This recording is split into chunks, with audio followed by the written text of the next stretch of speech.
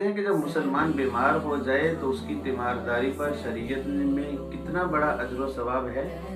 तो सुनिए, आप सल्लल्लाहु अलैहि वसल्लम का फरमाने आलीशान है कि मुसलमान का मुसलमान पर यह भी हक है कि जब वो बीमार हो जाए तो उसकी तीमारदारी के लिए जाए, उसकी मिजाज कुर्सी के लिए जाए।